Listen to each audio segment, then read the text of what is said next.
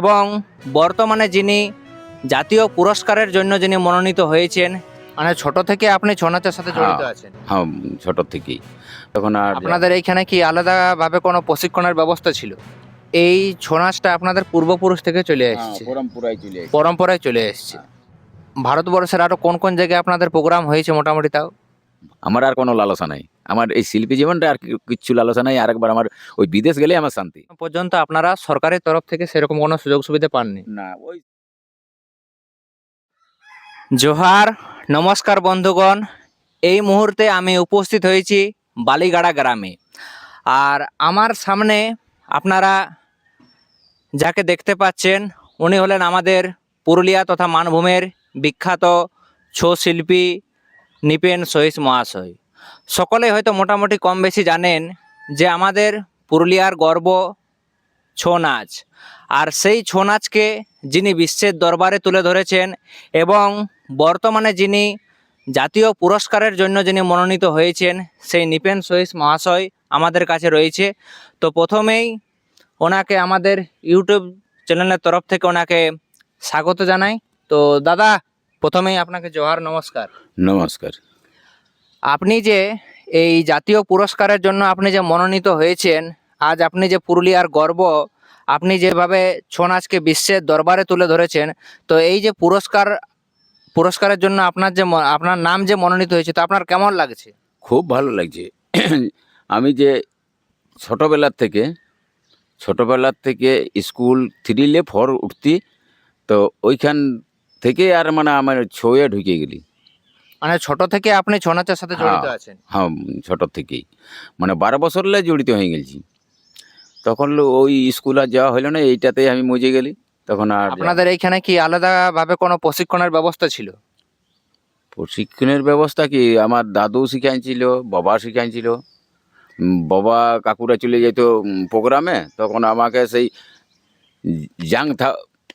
জাঙ্গে এরকম বাজনা করে করে আমরাকে ছেলেগুলাকে শিখাইতো। মানে এই ছৌ নাচটা আপনাদের পূর্বপুরুষ থেকে চলে এসেছে, পরম্পরায় চলে এসেছে। পরম্পরায় চলে এসেছে।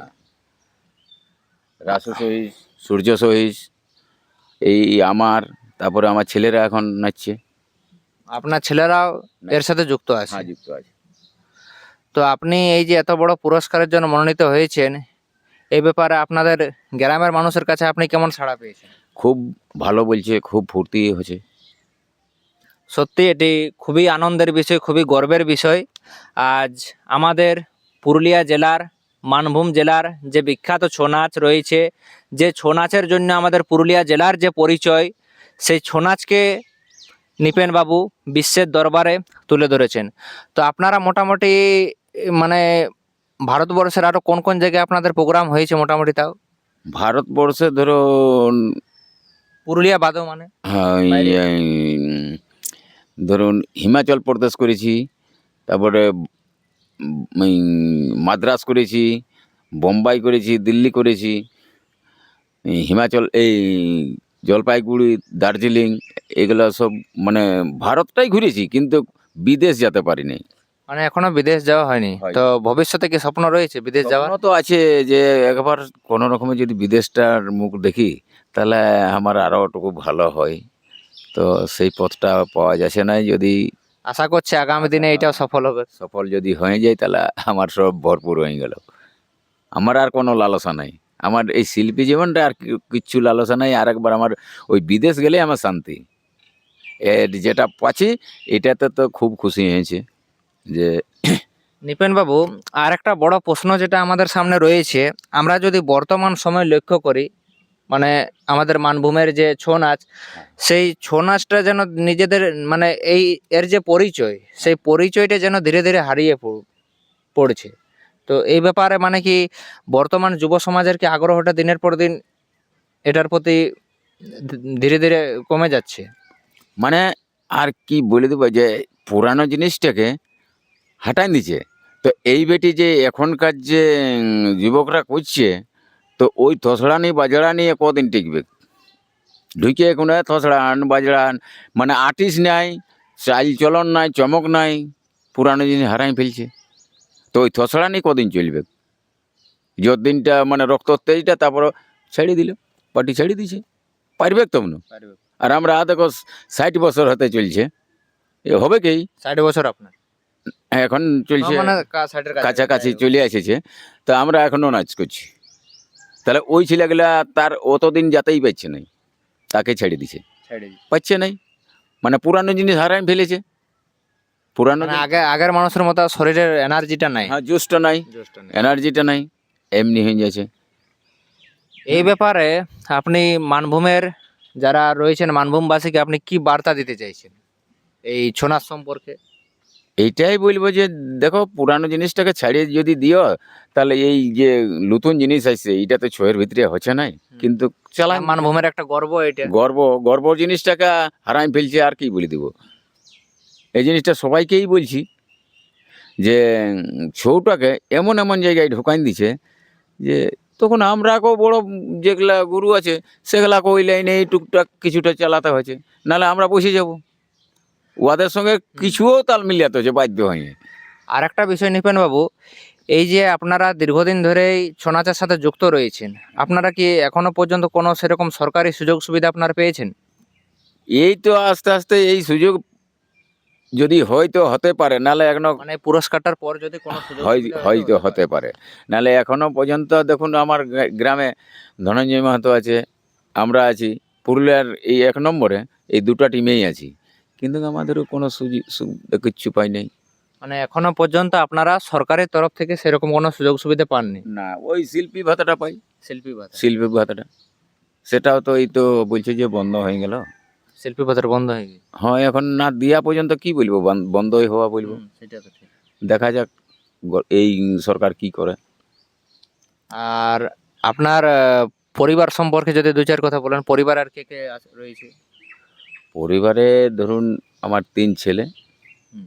আর বৌমা লাতি লাইতনা, আমরা 2 জনা, এইগুলাই রয়েছে। আপনার 3 ছেলে কি ছৌ নাচের সাথে যুক্ত আছে? না, এক ছেলে, ছোট ছেলে। ছোট ছেলে যুক্ত আছে। হ্যাঁ, আর মেজো ছেলে ওই পলিটেকনিক করেছিল।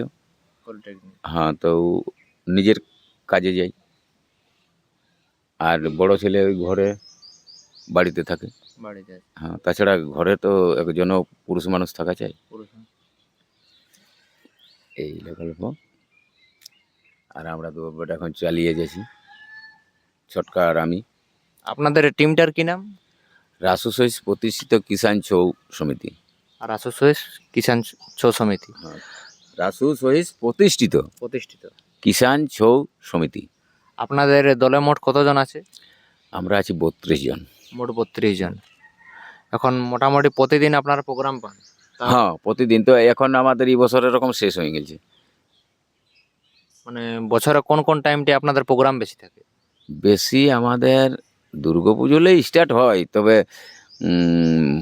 পৌষ মাসলে মানে ডে নাইট মানে 3 মাস হয়, ডবল 3 মাস। ডবল। আর তারপরে ওই নাইটেই চলে সারা বছরটা। মানে এই গ্রীষ্মকালে গেলে অফ থাকে? এই মনসা পূজা পার হওয়ার পড়লেই আমাদের স্টার্ট হয়, মানে বৃষ্টি থেমে গেল আমাদেরও ছৌ স্টার্ট হয়ে গেল, এমনি ব্যাপার হয়। আপনি আলাদা কি কোনো পেশার সাথে জড়িত আছেন এই ছৌ নাচের সাথে সাথে? না, আর কোনো আমাদের পেশা নাই, এইটুকু চাষবাস। একটুকু আছে আমাদের, বিশেষ জমি নাই, ওইটা করে নিয়ে আর এই ছয়েই।